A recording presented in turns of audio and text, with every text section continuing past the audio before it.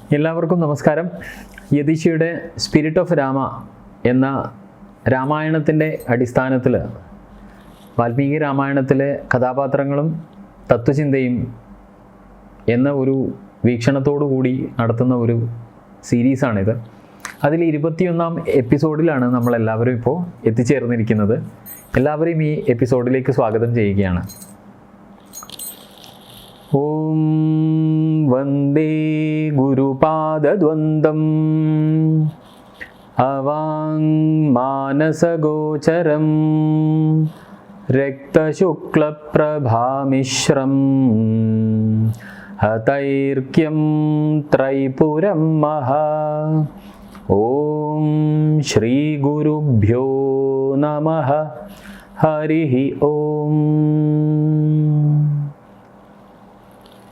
ശ്രീരാമ രാമ രാമ ശ്രീരാമചന്ദ്രാജയ. ശ്രീരാമ രാമ രാമ ശ്രീരാമഭദ്രാജയ. ശ്രീരാമ രാമ രാമ സീതാഭിരാമാജയ. ശ്രീരാമ രാമ രാമ ലോകാഭിരാമാജയ. ശ്രീരാമ രാമ രാമ രാവണാന്തക രാമ. ശ്രീരാമ മമ ഹൃദി രമതാം രാമ രാമ. ശ്രീരാഘവാത്മാ രാമ ശ്രീരാമ രമാപതേ. ശ്രീരാമ രമണീയ വിഗ്രഹ നമോസ്തുതേ. നാരായണായ നമോ നാരായണായ നമോ നാരായണായ നമോ നാരായണായ നമഃ. ശ്രീരാമനാമം പാടി വന്ന പൈങ്കിളിപ്പെണ്ണേ, ശ്രീരാമചരിതം നീ ചൊല്ലിടുമടിയാതെ. ശാരിക പൈതൽ താനും വന്നിച്ചു വന്യന്മാരെ ശ്രീരാമസ്മൃതിയോടെ പറഞ്ഞു തുടങ്ങിനാൾ.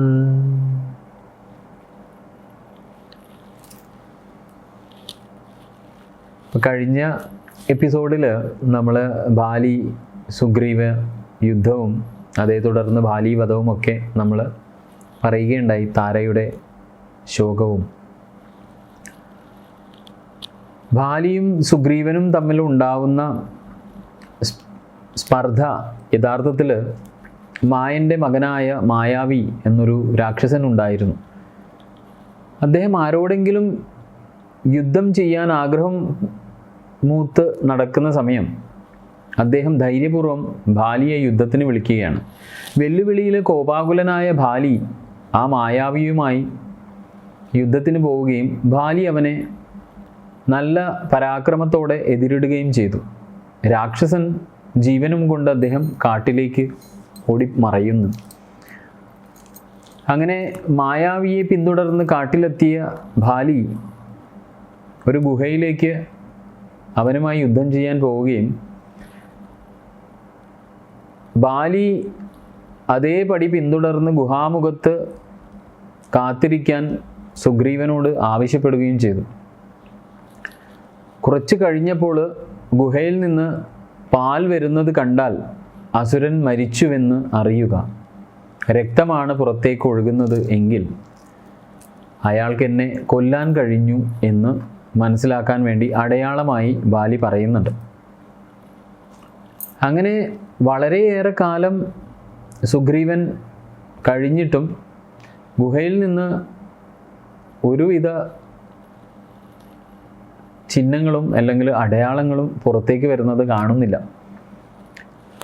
അങ്ങനെ ഒടുവിൽ ഗുഹയിൽ നിന്ന് രക്തം പുറത്തേക്ക് വരുന്നത് കണ്ട് ബാലി അന്ത്യശ്വാസം വലിച്ചു എന്ന് ബോധ്യപ്പെട്ട് സുഗ്രീവൻ ഒരു വലിയ കല്ലുകൊണ്ട് ആ ഗുഹയുടെ കവാടം അടച്ച് കിഷ്കിന്ധയിലേക്ക് മടങ്ങിപ്പോവുകയാണ്. കാരണം ഈ മായാവി ഇനി പുറത്തേക്ക് വന്ന് കിഷ്കിന്ധ്യ രാജ്യത്തിന് ഒരു ഭീഷണിയാവരുത് എന്നുള്ള ധാരണയിലാണ് ഇതൊക്കെ ചെയ്യുന്നത്. കുറച്ച് മാസങ്ങൾക്ക് ശേഷം ബാലി ഇതൊക്കെ അതിജീവിച്ച് കൊട്ടാരത്തിലേക്ക് മടങ്ങി. പക്ഷെ ആ സമയത്ത് ഗുഹ ഭേദിക്കുന്ന സമയം അവിടെ കാത്തു നിൽക്കാൻ പറഞ്ഞ സുഗ്രീവനെ അദ്ദേഹം കണ്ടിരുന്നില്ല. അതുകൊണ്ട് തന്നെ അദ്ദേഹത്തിൻ്റെ മനസ്സിൽ വല്ലാത്ത ഒരു തെറ്റിദ്ധാരണയുണ്ടായി. കാരണം മനഃപൂർവ്വം സുഗ്രീവൻ ഗുഹ അടച്ച് അവനെ കൊല്ലാനുള്ള ശ്രമം നടത്തി രാജ്യം തട്ടിയെടുക്കുക എന്ന ലക്ഷ്യമാണ് ഇതിൻ്റെ പിന്നിൽ എന്നതാണ് അയാൾ കരുതിയത്. അങ്ങനെ ബാലി സുഗ്രീവനോടുള്ള ശത്രുത മൂത്ത് സുഗ്രീവനെ ആക്രമിക്കാനും വകവരുത്താനും സുഗ്രീവനെ നേരെ പാഞ്ഞെടുക്കുകയാണ്. ഇപ്പം യഥാർത്ഥത്തിൽ സുഗ്രീവന് ധൈര്യശാലിയല്ല. ബാലിയെ അപേക്ഷിച്ച് ധൈര്യം അത്ര ഇല്ലാത്ത ഒരു ആളാണ്. അപ്പോൾ അതുകൊണ്ട് തന്നെ ജീവനെ ഭയന്ന് കിഷ്കിന്ധ്യയിൽ നിന്ന് ഓടിപ്പോയി ഈ ഋഷ്യമുഖാചലത്തിൽ അഭയം പ്രാപിക്കുകയാണ് ഉണ്ടായത്. അങ്ങനെ ബാലിയുടെ പലായനത്തിൽ അവിടെ കിഷ്കിന്ധ്യയിൽ ബാലിയുടെ ഭാര്യ അവിടെ തന്നെയായിരുന്നു ഉണ്ടായിരുന്നത്. അങ്ങനെ സുഗ്രീവൻ്റെ ഭാര്യ. അങ്ങനെ സുഗ്രീവൻ്റെ ഭാര്യയെ അദ്ദേഹം സ്വന്തം ഭാര്യയായി സൂക്ഷിക്കുകയാണ് ബാലി പിന്നീട് ചെയ്തത്. അതാണ് ശ്രീരാമൻ അധർമ്മമാണ് എന്ന് കഴിഞ്ഞ എപ്പിസോഡിൽ കഥാതന്തുവിൽ പറഞ്ഞത്. അങ്ങനെ സുഗ്രീവനെ സംബന്ധിച്ച് അദ്ദേഹത്തിന് രാജ്യവും സ്വന്തം കുടുംബവും പോലും നഷ്ടപ്പെട്ട് ആ സമയത്താണ് ശ്രീരാമനെ കാണുന്നതും ശ്രീരാമൻ്റെ അടുത്ത് സാഷ്ടാംഗം പ്രണമിച്ച് പരിപൂർണമായി സമർപ്പിച്ചപ്പോൾ അദ്ദേഹത്തിന് വലിയ ആശ്വാസം തോന്നി എന്നാണ് അദ്ദേഹം പറയുന്നത്. ഇങ്ങനെ ബാലിയെ കൊന്ന് രാജ്യം തിരികെ ലഭിക്കുമെന്ന് ശ്രീരാമൻ ആ സമയത്ത് ഉറപ്പ് നൽകുകയും ചെയ്യുന്നുണ്ട്. അപ്പോൾ ശ്രീരാമൻ്റെ ഉറപ്പ്, അതായത് ആ വാക്കുകൾ, ആ വാഗ്ദാനം അദ്ദേഹം നിറവേറ്റിയതുപോലെ തന്നെ, അല്ലെങ്കിൽ നിറവേറ്റി. അങ്ങനെ ബാലിയെ പരാജയപ്പെടുത്തുക എന്ന ബുദ്ധിമുട്ടുള്ള കാര്യമാണ് എന്ന് അറിഞ്ഞിട്ടും ശ്രീരാമനോട് ഒരുപാട് മുന്നറിയിപ്പ് കൊടുത്തിട്ടും ശ്രീരാമൻ ധൈര്യമായിട്ട് ബാലിയെ പോലെ ശാരീരിക ശക്തി മറ്റാർക്കും ഇല്ലെങ്കിലും അവനൊരു ഉഗ്ര യോദ്ധാവായി അറിയപ്പെട്ടിരുന്നുവെങ്കിലും ശ്രീരാമന് ബാലിയെക്കുറിച്ചിട്ടുള്ള ധാരണ നന്നായി ഉണ്ടായിരുന്നു. ദുന്ദുബി എന്ന രാക്ഷസൻ ബാലിയെ ദ്വന്ദ്വയുദ്ധത്തിന് വെല്ലുവിളിച്ച സമയത്ത് അവൻ്റെ ശിരസ് പിടിച്ച് മണ്ണിലേക്ക് വലിച്ചിഴച്ചു. എന്നിട്ട് അവൻ തല പറിച്ചെടുത്ത് വലിച്ചെറിഞ്ഞ് രക്തം വാർന്നു കൊണ്ടിരുന്ന ഛേദിക്കപ്പെട്ട തല മാതംഗ ആശ്രമത്തിൽ ചെന്ന് വീഴുന്നതും ആ മാതംഗ മുനിയുടെ ആശ്രമം അപവിത്രമാക്കി എന്ന കാരണത്താൽ, അല്ലെങ്കിൽ മലിനമാക്കി എന്ന കാരണത്താൽ ആശ്രമത്തിലെ മുനി ബാലിയെ ശപിക്കുന്നുണ്ട്. ഇതൊക്കെ ശ്രീരാമന് നല്ല ബോധ്യമുള്ളതാണ്. എപ്പോഴെങ്കിലും ഈ ഋഷ്യമുഖ പർവ്വതത്തിൽ കാലുകുത്തിയാൽ നിന്റെ തല പൊട്ടിത്തെറിക്കുമെന്നായിരുന്നു ശാപം. അതുകൊണ്ട് തന്നെയാണ് സുഗ്രീവൻ ആ മലയിൽ അഭയം തേടിയത്. അതിനാൽ ബാലിക്ക് ഈ മലയിൽ പ്രവേശിക്കാൻ കഴിയില്ല. കാരണം അദ്ദേഹത്തിന് ഒരു ശാപമുള്ളത് കൊണ്ട് തന്നെ ആ ശാപം സുഗ്രീവന് ആശ്വാസമായി തീരുകയാണ് ചെയ്യുന്നത്.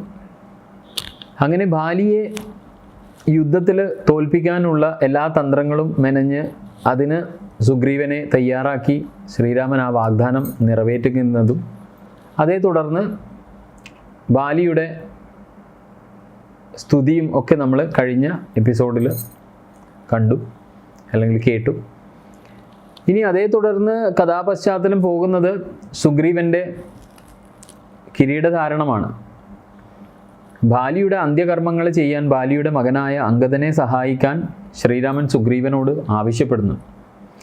അങ്ങനെ ഒരു രാജാവിൻ്റെ അന്ത്യയാത്രയ്ക്ക് അനുയോജ്യമായ ആചാരം ആ ശവസംസ്കാര ചടങ്ങുകളൊക്കെ വളരെ ഗംഭീരമായി തന്നെ നടത്തുകയും ആചാരങ്ങളും അതുമായി ബന്ധപ്പെട്ട ക്രമങ്ങളും പൂർത്തിയാക്കിയ ശേഷം ശ്രീരാമൻ്റെ അടുത്തേക്ക് എത്തുകയും കിഷ്കിന്ധ്യയുടെ നേതൃത്വം ഏറ്റെടുക്കാൻ സുഗ്രീവൻ ശ്രീരാമനോട് അഭ്യർത്ഥിക്കുകയാണ് ചെയ്യുന്നത്.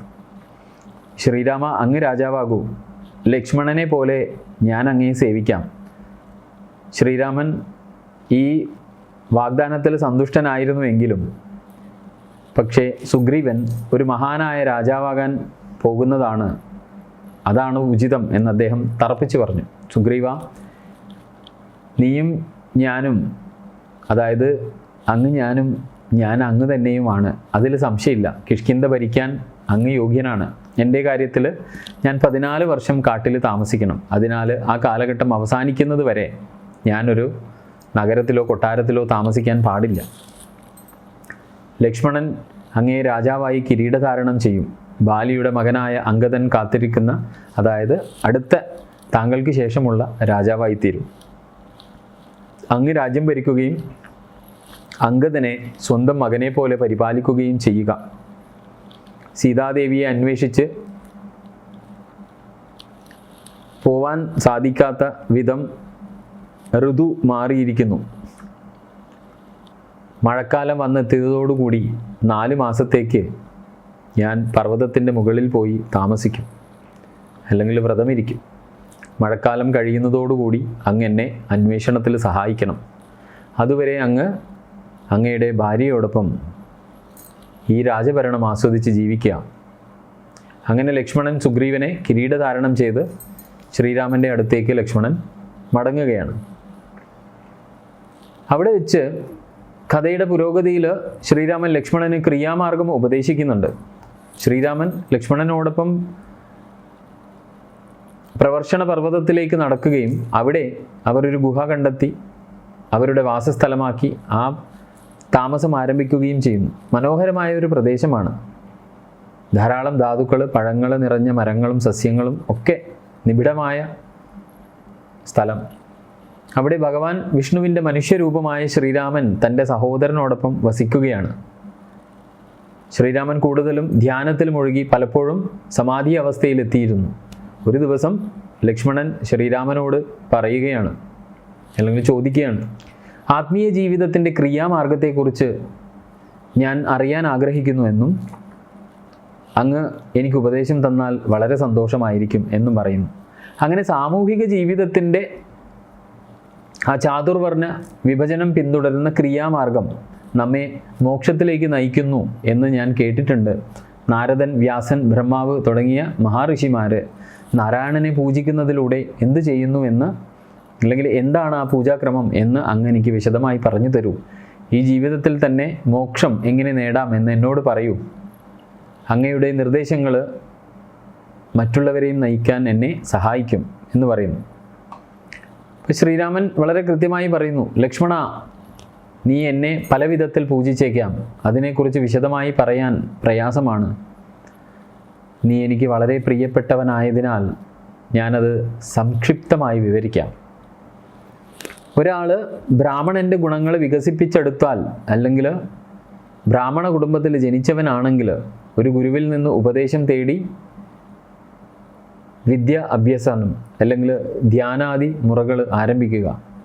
മുഴുവൻ പൂജാക്രിയകളും ചടങ്ങുകളും ഹൃദയസ്ഥമായി, അതായത് സമയാചാരക്രമത്തിൽ മാനസികമായി ഹൃദയപത്മത്തിൽ ചെയ്യാം. അല്ലെങ്കിൽ അത് അഗ്നിയിലോ വിഗ്രഹങ്ങളിലോ സൂര്യനിലോ വെള്ളത്തിലോ ഒരു യാഗപീഠത്തിലോ പൂജിക്കാം. എന്നാൽ നിങ്ങൾക്ക് ശരിയായ ഒരു സാളഗ്രാമ ശില ഉണ്ടെങ്കിൽ അത് അനുയോജ്യമാണ് എന്ന് ശ്രീരാമൻ പറയുന്നുണ്ട് അവിടെ രാമായണത്തിൽ. വൈകുന്നേരവും സന്ധ്യയിലും എല്ലാ ആചരണങ്ങളും നടത്തണം. അതായത് പ്രഭാത സന്ധ്യയിലും പ്രദോഷ സന്ധ്യ എന്നാണ് ഇവിടെ ഉദ്ദേശിച്ചത്. എന്നെ താങ്കളുടെ ഗുരുവായി സങ്കല്പിച്ച് എൻ്റെ വിഗ്രഹത്തിൽ ധൂപം, പൂക്കൾ, ദീപം എന്നിവ ഉപയോഗിച്ചിട്ടൊക്കെ പൂജിക്കുക. പൂജയ്ക്ക് ആവശ്യമായ എല്ലാ വസ്തുക്കളും ശേഖരിച്ച് ദൈനംദിന യജ്ഞത്തിന് തയ്യാറായ സ്ഥലത്ത് ക്രമീകരിക്കുക. നിങ്ങളുടെ വശം ഒരു സാമഗ്രിയും ഇല്ലെങ്കിൽ പരമമായ ഭക്തിയോടെ എനിക്കൊരു തുള്ളി വെള്ളം നൽകാൻ കഴിയുമെങ്കിൽ ഞാൻ സന്തോഷിക്കും തീർച്ചയായും. ധാരാളം ധൂപവർഗ്ഗങ്ങൾ, പൂക്കൾ, മധുരപലഹാരങ്ങൾ എന്നിവയുൾപ്പെടെ സാധ്യമായതെല്ലാം എനിക്ക് സമർപ്പിക്കുക. ഭക്തിയോടെ എനിക്ക് സമർപ്പിക്കുന്നതെല്ലാം എനിക്കിഷ്ടമാണ്. പൂജാ ചടങ്ങിന് ശേഷം നിങ്ങൾക്ക് സംഗീതത്തിലും നൃത്തത്തിലും മറ്റ് കലാരൂപങ്ങളിലും പ്രാവീണ്യമുണ്ടെങ്കിൽ എന്നെ പ്രസാദിപ്പിക്കുവാൻ, അതുവഴിയും എന്നെ പ്രസാദിപ്പിക്കുവാൻ സാധിക്കും. എന്നെ എപ്പോഴും നിങ്ങളുടെ മനസ്സിൽ സൂക്ഷിക്കുകയും പൂജയുടെ അവശിഷ്ടങ്ങൾ പ്രസാദമായി സ്വീകരിക്കുകയും ചെയ്യുക. ഞാൻ നിങ്ങൾക്ക് നൽകുന്ന അനുഗ്രഹങ്ങളുടെ പ്രതീകമാണിത്. ഇത് ദിവസവും ദൈനംദിനം ചെയ്യണം. നിങ്ങൾക്ക് ഭക്തി വളരും, അത് മോക്ഷത്തിലേക്ക് നയിക്കും. നിങ്ങൾ നിങ്ങളുടെ ശരീരം ഉപേക്ഷിക്കുമ്പോൾ എൻ്റേതുപോലുള്ള ഒരു രൂപമായ സാരൂപ്യം നേടാൻ സാധിക്കും. ക്രിയാമാർഗത്തെക്കുറിച്ച് പഠിക്കുന്നത് പോലും ആ ആചരണങ്ങൾ ദിവസവും ചെയ്യുന്നത് പോലെയാണ്. അതുകൊണ്ട് നിങ്ങൾക്ക് ഒരുപാട് പ്രയോജനം ലഭിക്കും. ഇങ്ങനെ ശ്രീരാമൻ ലക്ഷ്മണനെ ഉപദേശിച്ച ശേഷം വീണ്ടും ശ്രീരാമൻ്റെ ചിന്ത സീതയിലേക്ക് പോവുകയാണ്. ഇങ്ങനെ ദുഃഖിച്ചുകൊണ്ട് സംസാര ദുഃഖം ബാധിച്ച ഒരു സാധാരണ മനുഷ്യൻ്റെ അവസ്ഥയിലേക്ക് അദ്ദേഹം മടങ്ങുകയാണ്. ദിവസങ്ങളോളം ഉറക്കം നഷ്ടപ്പെട്ട് ആ സമയത്തൊക്കെ ലക്ഷ്മണൻ ശ്രീരാമനെ ആശ്വസിപ്പിക്കേണ്ടി വന്നു. ഇനി ആ ഒരു ഋതു മാറുന്നത് വരെ ഇത്തരം ജീവിതക്രമത്തിലൂടെ പോയതിന് ശേഷം കഥയിലെ നാൾവഴിയിൽ നമ്മൾ കാണുന്നത് സീതയുടെ അന്വേഷണത്തെക്കുറിച്ചുള്ള കാര്യങ്ങളാണ്. സുഗ്രീവനും ഹനുമാനും ഒരു രഥമെടുത്ത് ശ്രീരാമനെ കാണാൻ വരികയാണ്. ഹനുമാനും നീലനും അംഗദനും വാനരന്മാരുടെ ഒരു വലിയ സൈന്യവുമായി അനുഗമിക്കുകയാണ്. ധാരാളം വാദ്യക്കാരും മറ്റ് കലാകാരന്മാരും അവരുടെ പരിവാരങ്ങളും ഒക്കെ ഇവരെ പിന്തുടർന്ന് പർവ്വതശിഖരത്തിലുള്ള ഗുഹയിൽ താമസിച്ചിരുന്ന ശ്രീരാമൻ ദീക്ഷയൊക്കെ വളർന്ന് താടിയൊക്കെ വളർന്ന് ഒരു ഭിക്ഷാന്തേഹിയുടെ വേഷം ധരിച്ച് കണ്ടാൽ തന്നെ തിരിച്ചറിയാൻ പറ്റാത്ത അവസ്ഥാവിശേഷത്തിലേക്ക് എത്തിച്ചേർന്നിരുന്നു. അങ്ങനെ സുഗ്രീവൻ ശ്രീരാമനെ കണ്ട പക്ഷം ഓടിച്ചെന്ന് ശ്രീരാമൻ്റെ കാൽക്കൽ സാഷ്ടാംഗം പ്രണമിക്കുന്നു. അദ്ദേഹം സുഗ്രീവനെ സ്നേഹപൂർവ്വം ആലിംഗനം ചെയ്തു. രാമനും സുഗ്രീവനും പരസ്പരം മധുരങ്ങൾ പങ്കുവെച്ചു. കുറച്ച് പഴങ്ങളും കായികനികളും കഴിച്ച് സന്തോഷത്തോടെ കുറച്ച് സമയം പരസ്പരം ചിലവഴിച്ച് പിന്നെ അവർ സീതയെ അന്വേഷിക്കാനുള്ള പദ്ധതി ആരംഭിക്കാനുള്ള ആലോചനകളിൽ മുഴുകുകയാണ്. സുഗ്രീവൻ ശ്രീരാമനോട് പറയുന്നു, അങ്ങയുടെ ആജ്ഞയ്ക്കായി അണിനിരന്നിരിക്കുന്ന ശക്തരായ വാനരന്മാരെ നോക്കൂ. ഇവർ പലവിധത്തിൽ സ്വയം കഴിവ് തെളിയിച്ച മഹായോദ്ധാക്കളാണ്. വിവിധ വനങ്ങളിൽ നിന്നും ദ്വീപുകളിൽ നിന്നും വന്നവരാണ്. ഏതു ജോലിയും ഏറ്റെടുക്കാൻ അവർ തയ്യാറാണ്. അവരിൽ ചിലർ ഭീമന്മാരാണെന്നും ചിലർ വളരെ സുന്ദരരാണെന്നും താങ്കൾക്ക് കാണാൻ സാധിക്കുമല്ലോ. പക്ഷേ അവരെല്ലാവരും യോദ്ധാക്കളാണ്. അവർ ദേവന്മാരുടെ ഭാഗമാണ്. താങ്കളെ സേവിക്കാൻ വാനരന്മാരായി ഇവിടെ പ്രത്യക്ഷപ്പെടുന്നു. അവർക്ക് സ്വയം ജീവൻ നിലനിർത്താൻ കുറച്ച് പഴങ്ങളും കാട്ടുവള്ളികളും ഒക്കെ ഇലകളും ഒക്കെ മാത്രമേ ആവശ്യമുള്ളൂ. അവർ താങ്കൾക്കായി കഠിനാധ്വാനം ചെയ്യും. അങ്ങനെ ഓരോരാളെ പരിചയപ്പെടുത്താണ് അദ്ദേഹം. ഇത് ജാംബവാൻ, ഹനുമാൻ, നീലൻ, ഗജൻ, ഗവായൻ, ഗവക്ഷൻ, അങ്ങനെ പലവിധ ആളുകളെയും യോദ്ധാക്കളെയും പരിചയപ്പെടുത്തുകയാണ്. കൂടാതെ നിരവധി പ്രശസ്തരായ മറ്റ് വാനരന്മാരും ആ കൂട്ടത്തെ നയിക്കുന്ന സേനാനായകന്മാരെ ഒക്കെ പരിചയപ്പെടുത്തുകയാണ്. എന്ത് ചെയ്യണമെന്ന് താങ്കൾ അവരോട് പറയൂ, അവർ അങ്ങയുടെ ആജ്ഞയ്ക്കായി കടപ്പെട്ടിരിക്കും. അങ്ങനെ സീതയുടെ അന്വേഷണത്തിനായിട്ട് ഏകദേശം 100,000-ഓളം വരുന്ന ഒരു വാനരപ്പടയെ എല്ലാ ദിശകളിലേക്കും അയക്കാൻ അവർ തീരുമാനിക്കുകയാണ്. അവരെല്ലായിടത്തും അന്വേഷിക്കണം. ദൗത്യം പൂർത്തിയാക്കാൻ അദ്ദേഹം അവർക്ക് 30 ദിവസത്തെ സമയമാണ് കൊടുക്കുന്നത്. 30 ദിവസത്തിന് ശേഷം സീതയുടെ സ്ഥാനം ലഭിക്കാതെ തിരിച്ചെത്തുന്നവർ തീർച്ചയായും മരണത്തെ അഭിമുഖീകരിക്കും. അങ്ങനെ ഒരു ടാസ്ക് ഓറിയൻറ്റഡ് ആയ ഒരു സെർച്ച് ഓപ്പറേഷൻസ് ആണ് അവിടെ ആജ്ഞാപിക്കുന്നത്. അങ്ങനെ വാനരന്മാർ ശ്രീരാമചന്ദ്രന്മാരെ പ്രണമിച്ച് സുഗ്രീവനെയും വന്നിച്ച് സീത അന്വേഷണത്തിനായി യാത്ര ആരംഭിക്കുകയാണ്. അങ്ങനെ വാനര സൈന്യം പുറപ്പെടാൻ പോകുന്ന മുഹൂർത്തത്തിൽ ശ്രീരാമൻ ഹനുമാനെ അതിൽ നിന്ന് മാറ്റി നിർത്തിക്കൊണ്ട് പറഞ്ഞു, സീതയെ കാണാൻ പോകുന്നത് താങ്കളായിരിക്കുമെന്ന് എൻ്റെ അന്തരംഗം പറഞ്ഞുകൊണ്ടേയിരിക്കുന്നു. അങ്ങ് അവളെ കാണുമ്പോൾ എൻ്റെ പേര് കൊത്തിവെച്ച ഈ മോതിരം അവൾക്ക് നൽകുക. അങ്ങനെ അവൾക്ക് ബോധ്യമാവും ഞാൻ അങ്ങയുടെ കൂടെ ഉണ്ട് എന്ന്. കൂടാതെ എനിക്കും അവൾക്കും മാത്രം അറിയുന്ന രഹസ്യമായ വാക്കുകൾ ഞാൻ അങ്ങേക്ക് കൈമാറാം. അത് അങ്ങ് അവളോട് പറഞ്ഞാലും. അങ്ങനെ വാനരന്മാർ വലിയ കൂട്ടത്തോടെ തെക്ക് ഭാഗത്ത് ലങ്ക ലക്ഷ്യമാക്കി യാത്ര ചെയ്യുകയാണ്. സീതയെ രാവണൻ കൊണ്ടുപോയി എന്ന് കരുതുന്ന ലങ്കയിലേക്ക് അവർ പ്രയാണം ആരംഭിക്കുന്നു. വഴിയിലെല്ലായിടത്തും അവർ സീതയെ തിരയുന്നു. അന്വേഷണം നടക്കുന്ന സമയം അസുരന്മാരെ കണ്ടുമുട്ടുന്നു, അവരെ വധിക്കുന്നു. അങ്ങനെ കഥ പുരോഗമിക്കുന്ന സമയം, ആ ഇതിഹാസം പുരോഗമിക്കുന്ന സമയം സ്വയം പ്രഭ എന്ന് പറയുന്ന ഒരു കഥാപാത്രം, വാനരന്മാർ ആ ഇരുണ്ട വനത്തിലേക്ക് പ്രവേശിച്ച് ധാരാളം ദിവസങ്ങളോളം ഈ ഒരു അന്വേഷണത്തിൻ്റെ ഭാഗമായി അവർക്ക് നല്ല വിശപ്പും ദാഹവും കൊണ്ടൊക്കെ അവർ വലഞ്ഞിരുന്നു. യഥാർത്ഥത്തിൽ അവരുടെ വായും തൊണ്ടയും ഒക്കെ വരണ്ടിരുന്നു. കാരണം ഈ വനത്തിൽ ശുദ്ധമായ വെള്ളം ലഭിക്കുന്ന ഒരു സ്ഥലത്തിലൂടെ ആയിരുന്നില്ല അവരുടെ അന്വേഷണം. അതുകൊണ്ട് തന്നെ നല്ല ജലസ്രോതസ്സിന് അവർ അന്വേഷിച്ചുകൊണ്ടിരിക്കുകയായിരുന്നു. അങ്ങനെ അവർ ഒരു ആഴത്തിലുള്ള കിടങ്ങ് കണ്ടു. അതിൽ വെള്ളമുണ്ടാകുമെന്ന് കരുതി. പക്ഷെ എത്രയും പരിശോധിച്ചിട്ടും പുറത്തൊന്നും അതിൻ്റെ അടയാളമൊന്നും അവർക്ക് കാണാൻ സാധിച്ചില്ല. വെള്ളത്തിൻ്റെ ഒരു സൂചന പോലും അവർക്ക് കണ്ടെത്താൻ സാധിച്ചില്ല. പക്ഷേ ആ കിടങ്ങിൽ നിന്ന് പറന്നുയർന്ന പക്ഷികളെ അവർ നിരീക്ഷിച്ചപ്പോൾ ആ പക്ഷികളുടെ ചിറകുകളിൽ വെള്ളത്തിൻ്റെ കണികകൾ പറ്റിപ്പിടിച്ചത് അവർ കണ്ടു. അപ്പോൾ ആ കിടങ്ങിൻ്റെ സമീപത്ത് എവിടെയോ വെള്ളം ലഭ്യമാകുമെന്ന് അവർക്ക് അറിയാമായിരുന്നു. അങ്ങനെ അവർ ആ കിടങ്ങിൽ പ്രവേശിക്കാൻ തീരുമാനിക്കുകയും അങ്ങനെ ഊർന്ന് ഇറങ്ങുകയും ചെയ്തു. നല്ല ഇരുട്ടായിരുന്നു. പരസ്പരം കൈകൾ കോർത്ത് പിടിച്ച് കുറച്ച് ദൂരം നടന്നപ്പോൾ സ്വർണ്ണ നിറത്തിലുള്ള ധാരാളം നീരുറവകളുള്ള ഒരു മനോഹരമായ സ്ഥലം അവർ കാണുകയാണ്. പലതരം ഫലങ്ങൾ നിറഞ്ഞ മരങ്ങളും കുറ്റിക്കാടുകളൊക്കെ ഉണ്ടായിരുന്ന ഒരു പ്രദേശം, സ്വർഗം പോലെ മനോഹരമായ ഒരു സ്ഥലം, മഹത്തായ കാഴ്ച കൊണ്ട് അലങ്കൃതമായ സ്ഥലം. പക്ഷെ അവിടെ ആരും ജീവജാലങ്ങളെയോ മനുഷ്യരെയോ ഒന്നും കാണാനില്ല. കുറച്ച് കഴിഞ്ഞപ്പോൾ ഒരു യോഗിനി എന്ന തോന്നലുളവാക്കുന്ന ഒരു സ്ത്രീയെ അവർ കാണുന്നു. ആ സ്ത്രീ അവിടെ ആഴത്തിൽ ധ്യാനിച്ചു കൊണ്ടിരിക്കുന്നതാണ് കണ്ടത്. മിന്നുന്ന വിളക്കിൻ്റെ ജ്വാല പോലെ അവൾ തിളങ്ങുകയാണ്.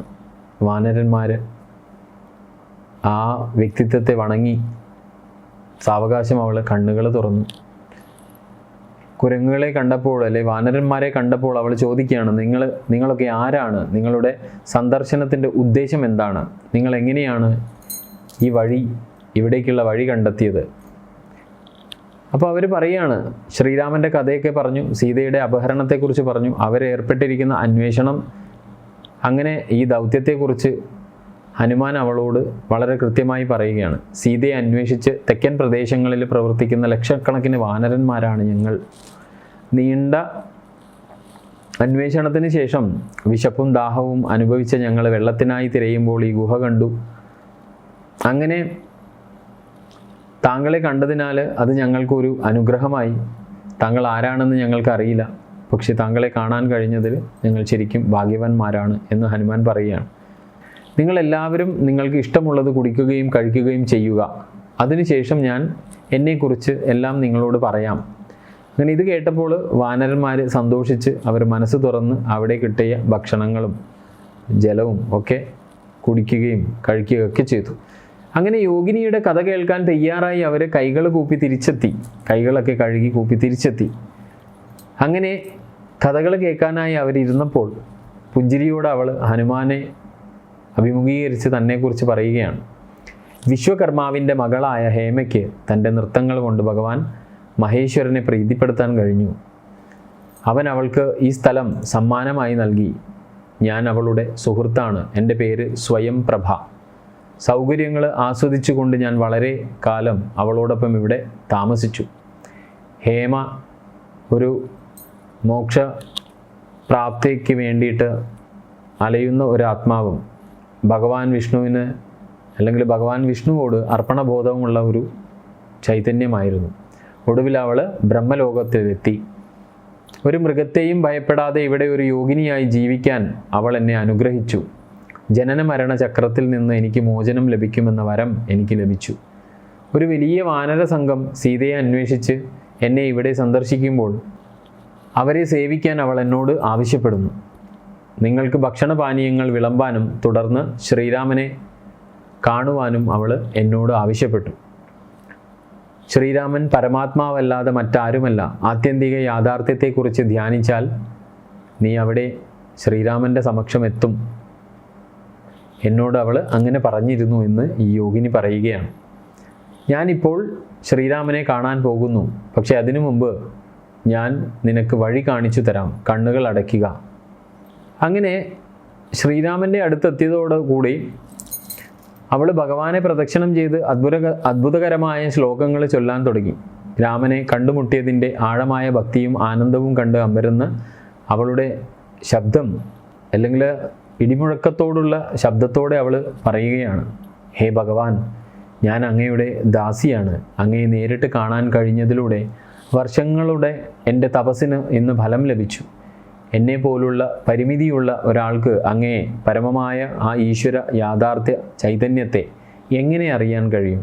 എപ്പോഴും അങ്ങയുടെ നാമം ജപിക്കാനുള്ള കഴിവ് എനിക്ക് ലഭിക്കട്ടെ. അവൾ തൻ്റെ ശ്ലോകം പൂർത്തിയാക്കിയ സമയത്ത് അവൾ ശ്രീരാമൻ്റെ കാൽക്കൽ സാഷ്ടാംഗം പ്രണമിച്ച് അദ്ദേഹം സന്തുഷ്ടനായി തൻ്റെ ആഗ്രഹങ്ങൾ അറിയിക്കാൻ അദ്ദേഹം അവളോട് ആവശ്യപ്പെടുകയാണ്. അങ്ങനെ അവൾ പറയുകയാണ്, ഇന്ന് അങ്ങയെ കണ്ടതുകൊണ്ട് എൻ്റെ എല്ലാ ആഗ്രഹങ്ങളും സഫലമായി. ഞാൻ അങ്ങയോട് ഒരു കാര്യം മാത്രമേ ചോദിക്കുന്നുള്ളൂ. അങ്ങയുടെ പത്മപാദങ്ങളിൽ എനിക്ക് അചഞ്ചലമായ ഭക്തി ഉണ്ടാകട്ടെ. എപ്പോഴും അങ്ങയുടെ ഭക്തരുടെ കൂടെ ഇരിക്കാൻ എനിക്ക് അനുവാദം ലഭിക്കട്ടെ. അങ്ങയോട് ഭക്തിയില്ലാത്ത ആളുകളുടെ കൂടെ ഇരിക്കാൻ എനിക്ക് അവസരം ലഭിക്കാതിരിക്കട്ടെ. എപ്പോഴും അങ്ങയുടെ നാമങ്ങൾ ജപിക്കാൻ എനിക്ക് കഴിയുമാറാകട്ടെ. പൂർണ്ണമായും അലങ്കരിച്ചതായ അങ്ങയുടെ രൂപം എൻ്റെ മനസ്സിൽ എപ്പോഴും പുതുമയോടെ സൂക്ഷിക്കാൻ എനിക്ക് അനുഗ്രഹം തന്നാലും. അവളുടെ നിഷ്കളങ്കമായ അപേക്ഷകൾ കേട്ട് രാമൻ വളരെയധികം സന്തോഷിച്ചു.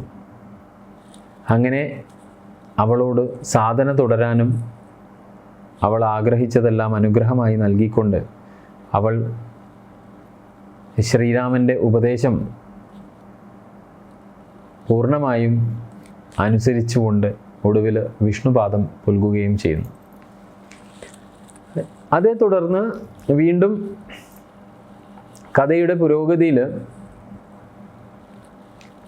നമുക്ക് ഹനുമാന്റെയും സുഗ്രീവൻ്റെയും ഒരു സന്ദർഭം, അവർ തമ്മിലുള്ള ഒരു സംഭാഷണ സന്ദർഭം കിഷ്കിന്ധയിലുള്ള കാലം അവിടെ പരാമർശിക്കുന്നുണ്ട്. കിഷ്കിന്ധയിൽ അവർ സന്തോഷത്തോടെ ജീവിച്ചു കൊണ്ടിരുന്നപ്പോൾ ഹനുമാൻ സുഗ്രീവനോട് പറയുകയാണ്, നിന്റെ നന്മയ്ക്കായി ഞാനൊരു കാര്യം പറയാൻ പോകുന്നു. ശ്രീരാമൻ തൻ്റെ വാഗ്ദാനങ്ങൾ പാലിക്കുന്നവനായതിനാൽ അവൻ നിന്റെ നന്മയ്ക്കായി വാഗ്ദാനം ചെയ്തതെല്ലാം ചെയ്തു. ശ്രീരാമന് വേണ്ടി നിങ്ങൾ എന്തു ചെയ്യണമെന്ന് നിങ്ങൾ എപ്പോഴെങ്കിലും ചിന്തിച്ചിട്ടുണ്ടോ? ശ്രീരാമൻ്റെ സഹായത്തോടെ കിഷ്കിന്ധയെ നിങ്ങൾക്ക് തിരികെ ലഭിച്ചു. ബാലിയെ ഇനി നിങ്ങൾ ഭയപ്പെടേണ്ടതില്ല. നിങ്ങൾ രണ്ടുപേരും തമ്മിലുണ്ടാക്കിയ ഉടമ്പടി, അതിൽ താങ്കളുടെ ഭാഗം താങ്കൾ നിറവേറ്റിയില്ലെങ്കിൽ നിങ്ങൾക്കും ബാലിയുടെ അതേ വിധി നേരിടേണ്ടി വരും. ലഭിച്ച അനുഗ്രഹങ്ങൾ തിരികെ നൽകാത്ത ഒരാൾ ജീവിച്ചിരിക്കുമ്പോൾ മരിച്ചതിന് തുല്യമാണ്. ശ്രീരാമൻ തൻ്റെ സഹോദരനോടൊപ്പം പർവ്വതത്തിന് മുകളിൽ താമസിക്കുന്നുവെന്നും ഭാര്യയെ ഓർത്ത് ദുഃഖിക്കുകയാണെന്നും തൻ്റെ ലക്ഷ്യത്തിനായി നിങ്ങൾ പ്രവർത്തിക്കാൻ തുടങ്ങുമെന്ന് അവൻ പ്രതീക്ഷിക്കുന്നുണ്ടെന്നും താങ്കൾക്കറിയാം. താങ്കളത് മറന്നുപോയതായി എനിക്കിപ്പോൾ തോന്നി തുടങ്ങിയിരിക്കുന്നു. താങ്കൾ മദ്യപാന ആസക്തനായി മദ്യപിച്ച് ഭാര്യമാരോടൊപ്പം അല്ലെങ്കിൽ ഭാര്യയോടൊപ്പം സമയം ചെലവഴിക്കുന്നതിലൂടെ നിങ്ങൾ ജീവിതം ആസ്വദിക്കുകയാണ് ചെയ്യുന്നത്. ഹനുമാന്റെ ജ്ഞാനപൂർവമായ ഈ വാക്കുകൾ കേട്ട് സുഗ്രീവൻ പറയുകയാണ്, അതെ എൻ്റെ പ്രിയപ്പെട്ട സഹോദര ഹനുമാൻ, അങ്ങ് പറയുന്നത് സത്യമാണ്. ഒരു രാജാവിന് താങ്കളെ പോലെയുള്ള ഒരു ജ്ഞാനിയായ മന്ത്രിയുണ്ടെങ്കിൽ ആ രാജാവിന് ഭയപ്പെടാൻ ഒന്നും ഉണ്ടാകില്ല. നമുക്ക് നമ്മുടെ ദൂതന്മാരെ 10 ദിശകളിലേക്കും ഉടൻ അയക്കാം. ലോകമെമ്പാടുമുള്ള സപ്തദ്വീപുകളിൽ താമസിക്കുന്ന വാനരന്മാരെ തിരച്ചിൽ ഏകോപിപ്പിക്കാം. ഇതിനായി 10,000 വാനരന്മാരെ അയച്ച് തിരച്ചിലിൻ്റെ ഉദ്ദേശം വ്യക്തമാകുന്ന ഒരു സന്ദേശം അവർക്ക് നൽകുക. 2 ആഴ്ചക്കുള്ളിൽ അവരോട് മടങ്ങാൻ നിർദ്ദേശിക്കുക. അവർ സമ്മതിച്ചില്ലെങ്കിൽ അവർക്ക് മരണശിക്ഷ നേരിടേണ്ടി വരും. സുഗ്രീവൻ്റെ നിർദ്ദേശങ്ങൾ കേട്ട് ഹനുമാൻ 10 ദിക്കുകളിലേക്കും 10,000 ശക്തരായ വാനരന്മാരെ തിരച്ചിൽ ദൗത്യം നിർവഹിക്കാൻ വേണ്ടിയിട്ട് അയക്കുകയാണ്. ഈ സമയത്തൊക്കെ സീതയെ വേർപെടുത്തിയതിൻ്റെ അല്ലെങ്കിൽ സീതയുമായി വേർപെട്ടതിൻ്റെ ദുഃഖത്തിലാണ് ശ്രീരാമൻ. ഒരു ദിവസം അദ്ദേഹം മലമുകളിൽ ഇരിക്കുന്ന സമയത്ത് ഹൃദയം തകർന്ന സ്വരത്തിൽ ലക്ഷ്മണനോട് പറയുകയാണ്, ലക്ഷ്മണ, ജാനകി രാക്ഷസന്മാരാൽ ജാനകി കൊല്ലപ്പെട്ടിട്ടുണ്ടായിരിക്കാം എന്നെനിക്ക് തോന്നുന്നു. ഒരുപക്ഷെ അവൾ എന്നെക്കുറിച്ച് ചിന്തിച്ചുകൊണ്ട് ദുഃഖിതയും ക്ഷീണിതയുമായി ചിലപ്പോൾ ജീവിച്ചിരിക്കുന്നുമുണ്ടാവാം. ആരെങ്കിലും അവൾ എവിടെയാണെന്ന് എന്നോട് പറഞ്ഞാൽ ഞാൻ അവിടെ പോയി അവളെ തിരികെ കൊണ്ടുവരാം. ആരുമായും യുദ്ധം ചെയ്ത് ബലമായി അവളെ ഞാൻ മോചിപ്പിക്കും. അവളെ തട്ടിക്കൊണ്ടുപോയ കുറ്റവാളിയെ കൊന്ന് അവൻ്റെ കുടുംബത്തെ നശിപ്പിക്കും.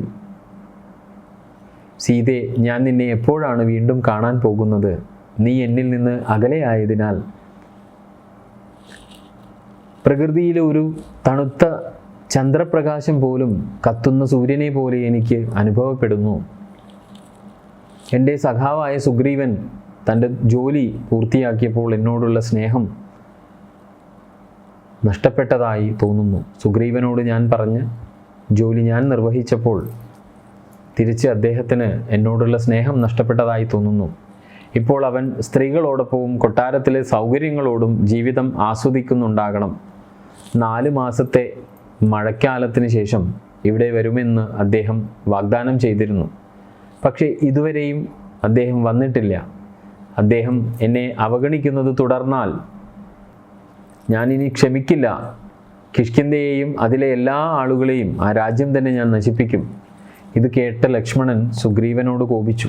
ഞാൻ സുഗ്രീവനെ ഉടൻ വകവരുത്താൻ പോവുകയാണ്. ദയവായി എന്നെ കിഷ്കിന്ധയിലേക്ക് പോകാൻ അനുവദിക്കൂ. അയാൾ തൻ്റെ വില്ലും അമ്പുകൾ നിറഞ്ഞ ആവനാഴിയും എടുത്ത് തയ്യാറായി. അപ്പോൾ ശ്രീരാമൻ ലക്ഷ്മണനെ ഓർമ്മിപ്പിക്കുകയാണ്, സുഗ്രീവൻ എൻ്റെ സുഹൃത്താണ്. അവൻ കൊല്ലപ്പെടാൻ യോഗ്യനല്ല. ബാലിയെ കൊന്ന അമ്പ് ഇപ്പോഴും എൻ്റെ പക്കലുണ്ടെന്ന് നീ പോയി അവനെ ഓർമ്മിപ്പിക്കുക. അവൻ്റെ മറുപടി എന്നോട് പറയൂ. ബാക്കി കാര്യങ്ങൾ നമ്മൾക്ക് പിന്നീട് ആലോചിക്കാം. താമസിയാതെ ലക്ഷ്മണൻ കിഷ്കിന്ധയിലേക്ക് പോയി രാജകൊട്ടാരത്തിൻ്റെ കവാടത്തിൽ നിൽക്കുകയും അവൻ്റെ നോട്ടം വളരെ രോഷാകുലമായിരുന്നു. വാനരന്മാർ തൻ്റെ കോപത്തിൽ തപിക്കുന്നു എന്ന് കരുതി പോകുന്ന ആ നോട്ടം. ലക്ഷ്മണൻ വില്ലുയർത്തി അതിൻ്റെ ഞാണിൽ തട്ടി ശബ്ദമുണ്ടാക്കി. വാനരന്മാർ ഭയന്ന് എല്ലായിടത്തേക്കും അവർ ഓടിമറഞ്ഞു. ലക്ഷ്മണൻ എത്തിയെന്ന് കേട്ടപ്പോൾ അംഗദ രാജകുമാരൻ അദ്ദേഹത്തെ സ്വാഗതം ചെയ്യാൻ കവാടത്തിലേക്ക് ഓടിച്ചെന്നു. അംഗദൻ ലക്ഷ്മണൻ്റെ മുന്നിൽ സാഷ്ടാംഗം പ്രണമിച്ച് അദ്ദേഹത്തെ ആലിംഗനം ചെയ്തു. തൻ്റെ പങ്കാളിയായ രാമനെ വഞ്ചിക്കരുതെന്ന് സുഗ്രീവന് ഒരു സന്ദേശം നൽകാൻ ലക്ഷ്മണൻ അംഗദനോട് ആവശ്യപ്പെടുകയാണ്. സീതയെ അന്വേഷിക്കാൻ അദ്ദേഹം പദ്ധതി ഇട്ട സമയം മുതൽ പറഞ്ഞ സമയം അതിക്രമിച്ചു. ഇല്ലെങ്കിൽ സഹോദരൻ അംഗദനോട് പറയുക, ബാലിയുടെ അതേ വിധി തന്നെ സുഗ്രീവനും ഉണ്ടാകും. ആ വിധി അദ്ദേഹം നേരിടേണ്ടി വരും. അങ്ങനെ ഇത്രയും പറഞ്ഞ് അംഗദൻ ലക്ഷ്മണനെ സമാധാനിപ്പിച്ച് കിഷ്കിന്ധയുടെ കൊട്ടാരത്തിലേക്ക് കൂട്ടിക്കൊണ്ടുപോവാൻ ഹനുമാനെ സുഗ്രീവൻ അയക്കുകയാണ്. ലക്ഷ്മണനോട് സംസാരിക്കാനും അദ്ദേഹം താരാദേവിയോടുകൂടെ പറയുകയും താരാദേവി നല്ല വാക്കുകൾ കൊണ്ട് ലക്ഷ്മണനോട് അപേക്ഷിക്കുകയും ചെയ്യുകയാണ്. ഹനുമാനും അംഗദനും ലക്ഷ്മണനോടൊപ്പം കൊട്ടാരത്തിലേക്ക് വരുന്ന സമയം താര കൂപ്പുകൈകളോടെ അതിഥിയെ സ്വീകരിച്ചു. അവൾ ലക്ഷ്മണനോട് ആദരവോടെ പറയുകയാണ്, ലക്ഷ്മണ, എൻ്റെ സഹോദര, പ്രഭു, ഇത് താങ്കളുടെ കൊട്ടാരമാണ്. താങ്കളുടെ ഭക്തനായ സുഗ്രീവനോട് താങ്കൾ എന്തിനാണ് കോപിക്കുന്നത്? എല്ലാത്തിനുമുപരി അവനൊരു സാധാരണ വാനരനാണ്. സ്വഭാവത്താൽ ചഞ്ചല മനസ്കനാണ്. അവൻ വളരെ കാലമായി തൻ്റെ സഹോദരനെ ഭയന്ന് കാട്ടിൽ ഓടിക്കൊണ്ടിരിക്കുകയായിരുന്നല്ലോ. നിങ്ങളുടെ കാരുണ്യത്താൽ അവന് കുറച്ച് ആശ്വാസം ലഭിച്ചപ്പോൾ അവൻ സുഖത്തിൽ ആസക്തനായി തീർന്നിരിക്കാം. അതിനാൽ അവൻ്റെ കടമകൾ അവൻ മറന്നുപോയിരിക്കാം. ക്ഷമിക്കണം. അവനോട് ദയ കാണിക്കണം. സീതാദേവിയെ അന്വേഷിക്കാൻ 10 ദിക്കുകളിലായി 10,000 ശക്തരായ വാനരന്മാരെയും കൂടി അവൻ ഇതിനകം നിയോഗിച്ചിട്ടുണ്ട്. ഇപ്പോൾ അവൻ തൻ്റെ പരിശ്രമങ്ങളിൽ ഒരിക്കലും ഇനി മുതൽ മടുപ്പ് കാണിക്കില്ല എന്ന് ഉറപ്പാക്കുക. ഇത് കേട്ട് ലക്ഷ്മണൻ സുഗ്രീവനെ കാണുവാൻ ചെല്ലുകയാണ് കൊട്ടാരത്തിൽ. അദ്ദേഹം തൻ്റെ സിംഹാസനത്തിൽ നിന്ന് എഴുന്നേറ്റ് ലക്ഷ്മണനെ സ്വാഗതം ചെയ്തു. ശ്രീരാമനെയും അവൻ്റെ പ്രവൃത്തിയെയും നിങ്ങൾ എങ്ങനെ മറന്നു? നിങ്ങളുടെ സഹോദരനായ ബാലിയെ കൊന്ന അമ്പ് ഇപ്പോഴും അവൻ്റെ പക്കലുണ്ടെന്ന് താങ്കൾക്കറിയില്ലേ? സുഗ്രീവൻ പറയുകയാണ്, ദയവായി ഞങ്ങളോട് കോപിക്കരുത്. ഞാൻ സത്യത്തിൽ നിന്ന് വ്യതിചലിക്കില്ല. എൻ്റെ വാഗ്ദാനത്തിൽ ഞാൻ ഉറച്ചു നിൽക്കും. മാത്രമല്ല, ഞാൻ ശ്രീരാമൻ്റെ ഒരു ഭക്തനും കൂടെയാണ്. ഞാൻ ഇതിനകം ശ്രീരാമചന്ദ്ര ഭഗവാന്റെ ജോലി ആരംഭിച്ചു കഴിഞ്ഞു. എൻ്റെ വാനര യോദ്ധാക്കൾ അത് വളരെ നന്നായി നിറവേറ്റും. സുഗ്രീവൻ ലക്ഷ്മണൻ്റെ കാൽക്കൽ സാഷ്ടാംഗം പ്രണമിച്ച് ബഹുമാനത്തിൻ്റെ പ്രതീകമായി പഴങ്ങളും കാട്ടുവള്ളികളുമൊക്കെ അർപ്പിച്ച് പറയുകയാണ്, ശ്രീരാമൻ എല്ലാവരെയും വളരെ വേഗം ജയിക്കുമെന്ന് എനിക്കറിയാം. ഞങ്ങൾ ചെയ്യുന്നത് ആ പ്രക്രിയയെ സഹായിക്കുക മാത്രമാണ്. നിങ്ങളുടെ കാരുണ്യത്താൽ നിങ്ങൾ എന്നെ രക്ഷിച്ചുവെന്ന് ഞാൻ ഉള്ള സത്യം ഞാൻ ഒരിക്കലും മറക്കില്ല. ലക്ഷ്മണന് സുഗ്രീവനോടുണ്ടായ കോപത്തിൽ സ്വയം ഒരു വിഷമം തോന്നി. അദ്ദേഹം അവനോട് പറഞ്ഞു, ദുഃഖത്തിൽ നിന്ന് പറഞ്ഞ എൻ്റെ പരുഷമായ വാക്കുകൾ ദയവായി ക്ഷമിക്കുക. നമുക്ക് പർവ്വത ശിഖരത്തിലേക്ക് പോവാം. അവിടെ ജ്യേഷ്ഠൻ രാമൻ നമ്മെ കാണാൻ ആകാംക്ഷയോടെ കാത്തിരിക്കുകയാണ്. അത്രയും പറഞ്ഞുകൊണ്ട് അവിടെ നിന്ന് അവർ യാത്രയാവുകയാണ്. കഥ പുരോഗമിക്കുന്ന സമയത്ത് അംഗദൻ്റെയും കൂട്ടാളികളുടെയും ഒക്കെ വേദനാജനകമായ സന്ദർഭങ്ങൾ വരികയാണ്. സീതയെ അന്വേഷിച്ച് വാനര സംഘം ദിവസങ്ങളോളം കാട്ടിൽ അലയുകയാണ്, ചുറ്റി നടക്കുകയാണ്. എന്നിട്ടും അവർക്ക് അവളുടെ യാതൊരുവിധ അടയാളമോ സ്ഥാനമോ ഒന്നും കണ്ടെത്താനായില്ല. സുഗ്രീവൻ നിശ്ചയിച്ച സമയപരിധി ഉടൻ അവസാനിക്കാൻ പോവുകയാണ്. അവരാകെ ആശങ്കാകുലരായിരുന്നു. അംഗദൻ ഉത്കണ്ഠയോടുകൂടി തൻ്റെ സംഘത്തോട് പറയുന്നു, ഞങ്ങൾ പാതാളത്തിൽ പോലും പോയി തിരഞ്ഞു. ഇപ്പോഴും സീതാദേവിയെ എവിടെയും കാണാനില്ല. നിരവധി ദിവസങ്ങൾ കഴിഞ്ഞിരിക്കുന്നു. ഏകദേശം 1 മാസം ആകാൻ അടുത്തിരിക്കുന്നു. സീതയെക്കുറിച്ച് ഒരു വാർത്തയും ലഭിക്കാതെ നമ്മൾ കിഷ്കിന്ധയിലേക്ക് മടങ്ങുകയാണെങ്കിൽ സുഗ്രീവൻ നമ്മളെ വെറുതെ വിടില്ല. സുഗ്രീവൻ്റെ ശാസന വെറുതെ ആകില്ല. നമുക്ക് വധശിക്ഷ നേരിടേണ്ടി വരും. എൻ്റെ സ്ഥിതി ഇപ്പോൾ വളരെ മോശമാണ്. കാരണം ഞാൻ രാജാവിൻ്റെ ശത്രുവിൻ്റെ മകനാണ്. എല്ലാത്തിനുമുപരി എന്നെ രക്ഷിച്ചത് സുഗ്രീവനല്ല, ശ്രീരാമനാണ്. എൻ്റെ ക്ഷേമത്തിൽ അവന് താല്പര്യവുമില്ല. സുഗ്രീവൻ സദ്വൃത്തനല്ല. അവൻ തൻ്റെ സഹോദരൻ്റെ ഭാര്യയെ സ്വന്തമായി സൂക്ഷിക്കുന്നു. ഞാൻ ഇനി കിഷ്കിന്ധിയിലേക്ക് മടങ്ങുന്നില്ല. ഞാൻ ഇവിടെ തന്നെ മരിക്കുന്നതാണ് നല്ലത്. പക്ഷേ നിങ്ങൾക്ക് എന്നെ കൂടാതെ മടങ്ങാൻ താല്പര്യമുണ്ടെങ്കിൽ മടങ്ങാം എന്നൊക്കെ അംഗദൻ പറയുകയാണ്. അംഗദൻ്റെ ഈ വാക്കുകൾ കേട്ടപ്പോൾ ഹനുമാൻ വാനരന്മാരെ ശ്രദ്ധയോടുകൂടി വീക്ഷിക്കുകയാണ്. വാനരന്മാർ ഈ വാക്കുകൾ കേട്ട് സങ്കടത്തോടുകൂടി അംഗദനെ ആശ്വസിപ്പിച്ചു. വിഷമിക്കേണ്ട, താങ്കളെ സഹായിക്കാൻ ഞങ്ങൾ ഇവിടെ ഉണ്ടല്ലോ. ഇന്ന് രാത്രി നമ്മൾ നേരത്തെ സന്ദർശിച്ച ഗുഹയിലേക്ക് തിരികെ പോവാം. അവിടെ സുഖമായി ഉറങ്ങാം. എല്ലാവർക്കും ആവശ്യത്തിന് ഭക്ഷണവും വെള്ളവും അവിടെ ഉണ്ടാകും. നമുക്ക് അത് സ്വർഗം പോലെയാകും. അവിടെ നമ്മളെ ഭീഷണിപ്പെടുത്താൻ ആരും ഉണ്ടാവില്ല എന്നൊക്കെ വാനരന്മാർ പരസ്പരം പറയുകയാണ്. ഈ വാക്കുകൾ കേട്ടപ്പോൾ ഹനുമാൻ വാനരന്മാരെ ഉപദേശിക്കുന്നുണ്ട്. നിങ്ങൾ എങ്ങനെയാണ് ഇത്ര താഴ്ന്ന ചിന്തകൾ വെച്ച് പുലർത്തുന്നത്? അങ്ങനെയല്ല ഈ സന്ദർഭത്തിൽ ചിന്തിക്കേണ്ട രീതി. ഹേ അംഗദ, ശ്രീരാമന് നിങ്ങളോട് വലിയ സ്നേഹമുണ്ട്. അംഗദൻ എൻ്റെ പ്രിയപ്പെട്ട താരയുടെ മകനാണ് എന്ന് അദ്ദേഹം പറയാറുണ്ടായിരുന്നു. ശ്രീരാമൻ നിങ്ങളെ എത്രമാത്രം സ്നേഹിക്കുന്നു എന്ന് എനിക്കറിയാം. ലക്ഷ്മണനേക്കാൾ ഭഗവാന് നീ പ്രിയപ്പെട്ടവനാണ്. സ്വർണം അതിൻ്റെ തിളക്കം നഷ്ടപ്പെടാത്തതുപോലെ ഭഗവാന്റെ സ്നേഹം കളങ്കമില്ലാത്തതാണ്. അതിനാൽ ശ്രീരാമനിൽ താങ്കൾക്ക് നേരിട്ടുള്ള ഒരു ശിക്ഷയെക്കുറിച്ചും ആലോചിച്ച് താങ്കൾ വിഷമിക്കേണ്ടതില്ല. സുഗ്രീവനും ശ്രീരാമനോട് അർപ്പണബോധമുള്ളവനാണ്. അദ്ദേഹത്തിന് ആരോടും ശത്രുതയില്ല. ഇരുണ്ട ഗുഹയ്ക്കുള്ളിൽ പോയി ഒളിച്ചിരിക്കുന്നതിൻ്റെ പ്രയോജനം എന്താണ്? ശ്രീരാമൻ തീരുമാനിച്ചാൽ നിങ്ങളെ എവിടെയും എത്തിക്കും. 3 ലോകങ്ങളിലും ശ്രീരാമന് സ്വാധീനമുണ്ട് എന്നറിയുന്നതല്ലേ. അവൻ്റെ പക്കലുള്ള അസ്ത്രങ്ങൾക്ക് അപ്രാപ്യമായ ഒരു ലോകവും നിലവിലില്ല. അപകടമാസന്നമാകുമ്പോൾ ചിലപ്പോൾ നിങ്ങളുടെ ചുറ്റുമുള്ള നല്ലവരുടെ ഉപദേശം നിങ്ങളെ സഹായിച്ചേക്കില്ല. ഗുഹയിൽ ഒളിക്കാനുള്ള അവരുടെ നിർദ്ദേശം താങ്കൾ ദയവായി ശ്രദ്ധിക്കരുത്. ഞാൻ നിങ്ങളോട് ഒരു രഹസ്യം വെളിപ്പെടുത്തട്ടെ.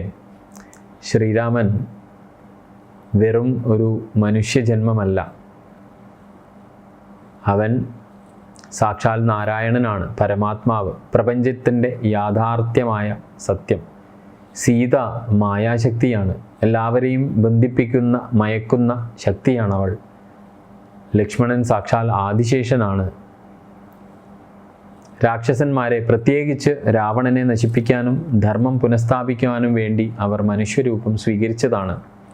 ശ്രീരാമനെ സേവിക്കാൻ കഴിയുന്നതിലൂടെ നമ്മളും അനുഗ്രഹിക്കപ്പെട്ടവരായി തീരുകയാണ്. അതറിയുക. ശ്രീരാമനോടുള്ള നമ്മുടെ കടമകൾ പൂർത്തിയാക്കി കഴിഞ്ഞാൽ നമുക്ക് മോചനം ലഭിക്കും. ഇതൊക്കെ കേട്ട് അംഗദൻ ആശ്വസിച്ചു. അവർ ദക്ഷിണ സമുദ്രത്തിൻ്റെ തീരത്തുകൂടി യാത്ര തുടരുകയാണ്. അങ്ങനെ അവർ മഹേന്ദ്ര പർവ്വതത്തിൻ്റെ താഴ്വരയിലെത്തുന്നു. അവിടെ സമുദ്രം വളരെ ആഴമുള്ളതും മനസ്സിലാക്കാൻ പ്രയാസമുള്ളതും ആയിട്ട് അവർക്ക് മനസ്സിലാവുന്നു. സീതയുടെ ഒരു തുമ്പും ഇല്ലാതെ 1 മാസം അവസാനിക്കാറായപ്പോൾ അവർ ശരിക്കും മനസ്സിൽ വിഷമിക്കാൻ തുടങ്ങി. സീതയെ ഞങ്ങൾക്ക് കണ്ടെത്താനായില്ല, രാവണനെയും എവിടെയും കാണുവാനുമില്ല. സുഗ്രീവൻ്റെ കൽപ്പന സത്യമായിരിക്കും.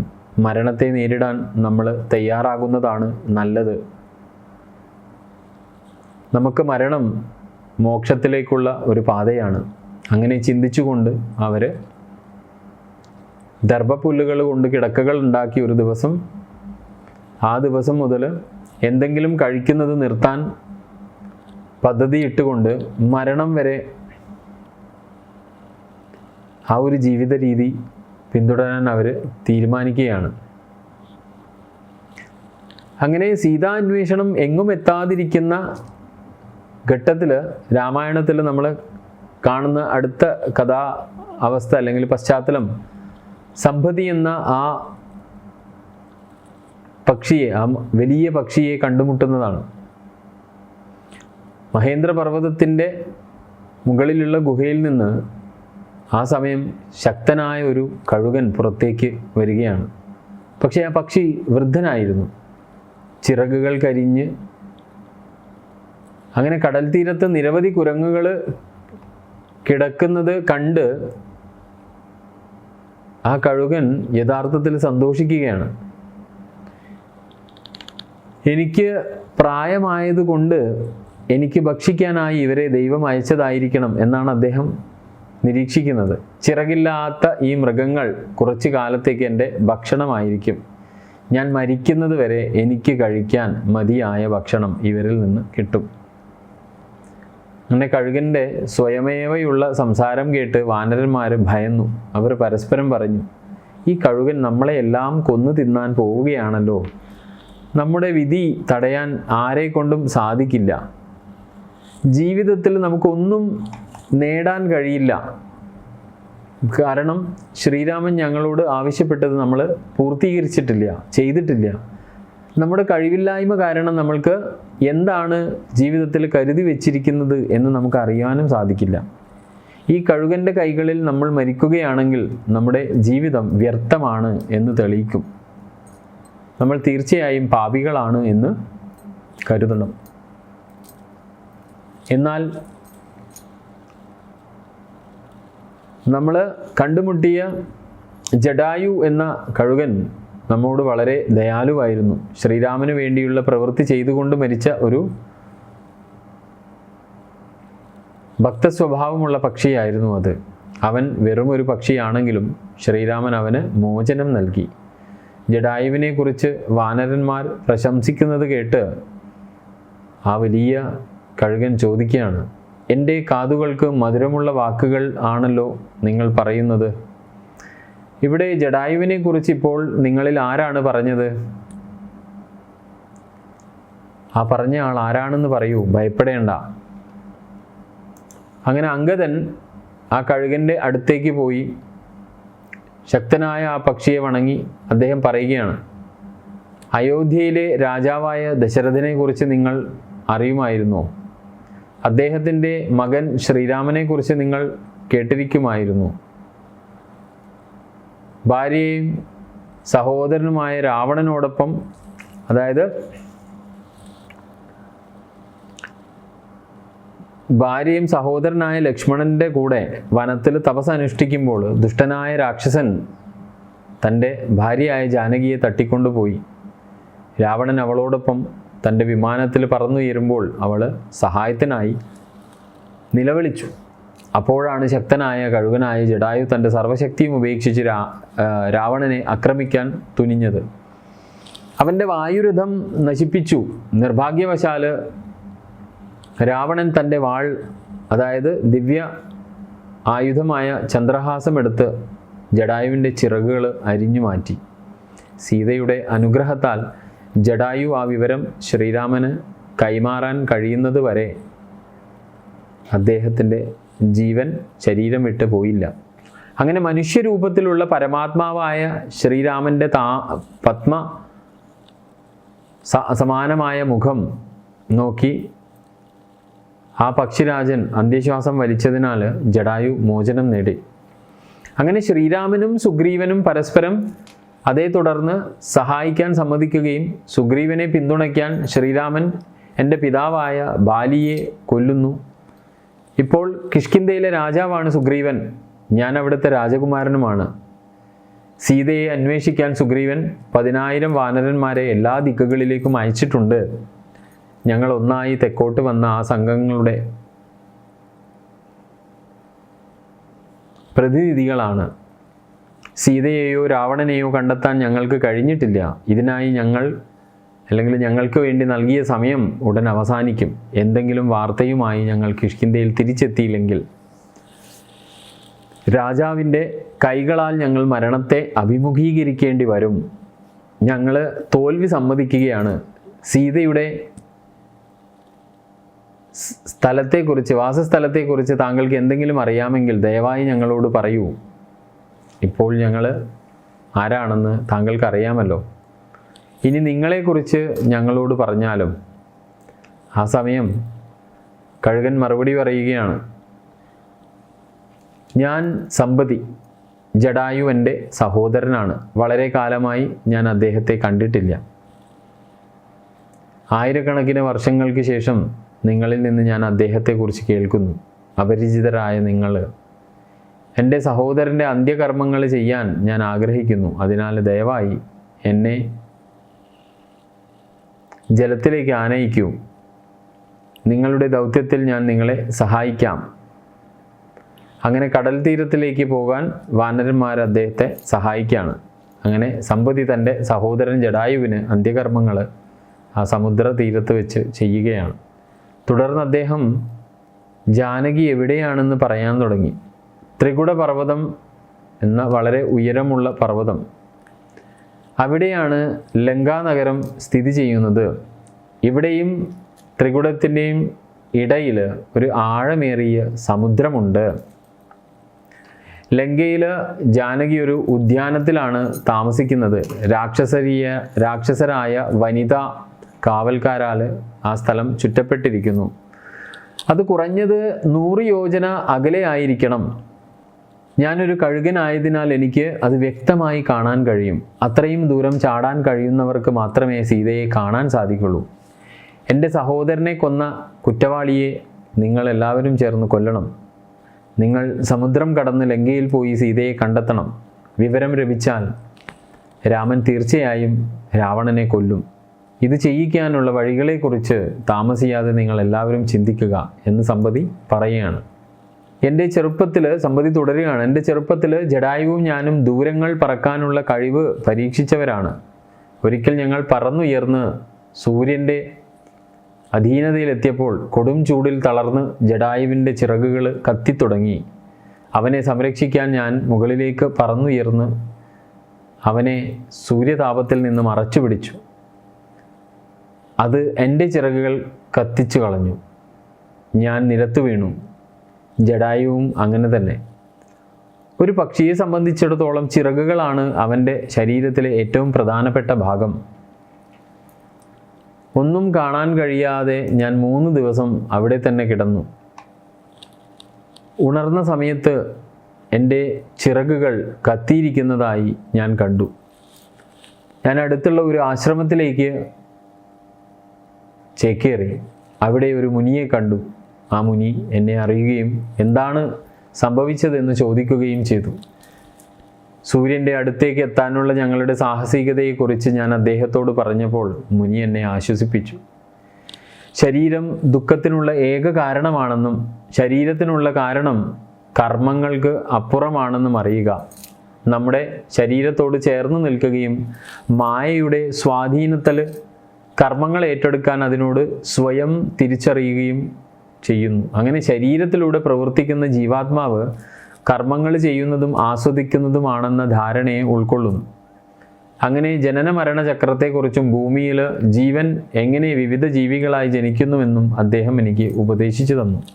സീതയെ അന്വേഷിക്കുന്ന ഒരു കൂട്ടം വാനരന്മാർ കാണുന്ന സമയത്ത് ലങ്കയെക്കുറിച്ച് അറിയാവുന്നതെല്ലാം ഞാൻ അവരോട് പറയണം എന്ന് പറഞ്ഞുകൊണ്ട് അദ്ദേഹം അത് അവസാനിപ്പിക്കുന്നു. അതിനുശേഷം എനിക്ക് പുതിയ ചിറകുകൾ ലഭിക്കുമെന്നും അദ്ദേഹം എന്നോട് പറയുന്നു. പെട്ടെന്ന് തന്നെ സമ്പതിക്ക് ചിറകുകൾ ലഭിച്ചു. അവൻ സന്തോഷിച്ചു. മഹാഋഷിമാരുടെ വാക്കുകൾ വെറുതെ ആകില്ല. ശ്രീരാമൻ്റെ കഥയുടെ മഹത്വം ആർക്കും മനസ്സിലാക്കാൻ കഴിയില്ല. ശ്രീരാമൻ്റെ അത്രയും ശക്തമായ മറ്റൊരു നാമമുണ്ടോ? സീതാദേവിയെ കാലതാമസമില്ലാതെ കാണാൻ ഞാൻ നിങ്ങളെ അനുഗ്രഹിക്കുന്നു. ശ്രീരാമൻ്റെ നാമം നിരന്തരം ഓർമ്മിക്കുന്നതിലൂടെ നിങ്ങൾക്ക് സമുദ്രം കടക്കാൻ സാധിക്കും. സീതയെ രക്ഷിക്കാനും കഴിയും. ശ്രീരാമൻ്റെ നാമം എല്ലാവർക്കും സംസാര സമുദ്രം താണ്ടാൻ കഴിയുന്ന ഒരു തോണിയാണെന്ന് അറിയുക. രാമഭക്തരായ നിങ്ങൾക്ക് സമുദ്രം കടക്കാൻ ഒരു ബുദ്ധിമുട്ടും ഉണ്ടാകില്ല. സമ്പതി തൻ്റെ പുതിയ ചിറകുകളുമായി ആകാശത്തിലേക്ക് കുതിച്ചു ഉയരുന്നു. അങ്ങനെ കാലം പുരോഗമിക്കുകയാണ്. സീതാ അന്വേഷണത്തിൽ പുതിയ ദിശാ സൂചനകൾ കിട്ടിയത് കൊണ്ട് തന്നെ അവിടെ സമുദ്രം കടക്കാനുള്ള പദ്ധതികൾ ഇവിടെ ആലോചന തുടങ്ങുകയാണ്. പിന്നീട് നമ്മൾ രാമായണത്തിൽ കാണുന്ന കഥാപശ്ചാത്തലം. സമുദ്രം കടക്കാനുള്ള പദ്ധതികൾ, അതായത് മുതലുകളും മറ്റ് അപകടകാരികളായ ജീവികളും നിറഞ്ഞ സമുദ്രം എങ്ങനെ കടക്കാമെന്ന് വാനരന്മാർ പരസ്പരം ചർച്ച ചെയ്ത് മറുകര കാണാത്ത അത്രയും യോജന വിസ്തൃതിയിൽ കിടക്കുന്നതാണ് ഈ സമുദ്രം. നമുക്ക് ലങ്കാനഗരി കാണാൻ പോലും സാധിക്കില്ല. ചെയ്യാൻ പറ്റാത്ത ഒരു കാര്യം, അതിനെക്കുറിച്ച് നമ്മൾ എന്തിനിങ്ങനെ വിഷമിക്കണം? അതായത് നമ്മുടെ മരണം അടുത്തെത്തിയിരിക്കുന്നു എന്ന സത്യം നാം അംഗീകരിക്കണം എന്നൊക്കെ പലവിധ അഭിപ്രായങ്ങൾ ചർച്ചകളിൽ ഉയർന്നു വരികയാണ്. അങ്ങനെ അവരിൽ ഒരാൾ പറയുകയാണ്, ഈ പറയുന്ന പോലെ നമ്മൾക്ക് സീതയെ അന്വേഷിച്ച് കണ്ടെത്താൻ അസാധ്യമാണ്. അതുകൊണ്ട് മരണത്തെ വരിക്കാൻ തയ്യാറാകണം. പിന്നെ അംഗദൻ ഒരു ആവേശത്തോടു കൂടി അവരോട് ഈ ആശകൾ നഷ്ടപ്പെട്ട് സംസാരിച്ച ആളുകളോട് പറയുകയാണ്, അത്ര എളുപ്പത്തിൽ ഉപേക്ഷിക്കരുത്. എന്തെങ്കിലും നേടാൻ ശക്തിയും കഴിവുമുള്ള യോദ്ധാക്കൾ നമുക്കുണ്ട്. നിങ്ങൾ ഓരോരുത്തരും മുന്നോട്ട് വന്ന് നിങ്ങൾക്ക് എത്ര ദൂരം ചാടാൻ കഴിയും എന്ന്, എന്ത് ചെയ്യാൻ കഴിയുമെന്നും എന്നോട് പറയണം. അപ്പോൾ ആർക്കാണ് സമുദ്രം കടന്ന് നമ്മുടെ ജീവൻ രക്ഷിക്കാൻ കഴിയുമെന്ന് നമുക്ക് കണ്ടെത്താനാകും. അങ്ങനെ അംഗദൻ അവരോട് ഓരോരാളോടും എന്തൊക്കെ ചെയ്യാൻ കഴിയുമെന്ന് ആരാഞ്ഞപ്പോൾ അവരിൽ ഒരാൾ പറഞ്ഞു, എനിക്ക് 10 യോജന ചാടാൻ കഴിയും. വേറൊരാൾ 20 ചാടാൻ കഴിയുന്നതായി. അങ്ങനെ വിവിധരായ ശക്തരായ വാനരന്മാർ 30 മുതൽ 90 യോജന വരെ ചാടാമെന്ന് പറയുന്നു. പക്ഷേ ദൂരം 100 യോജനയായിരുന്നു. ആ കഴിവുള്ള ആരും മുന്നോട്ട് വന്നില്ല. ശേഷിക്കുന്ന അടുത്ത എപ്പിസോഡിൽ നമുക്ക് ആ സമുദ്രലംഘന പദ്ധതിയുടെ വിശദമായ വശങ്ങളിലേക്ക് കടക്കാം. ഈ എപ്പിസോഡ് ഇവിടെ പൂർണ്ണമാവുകയാണ്.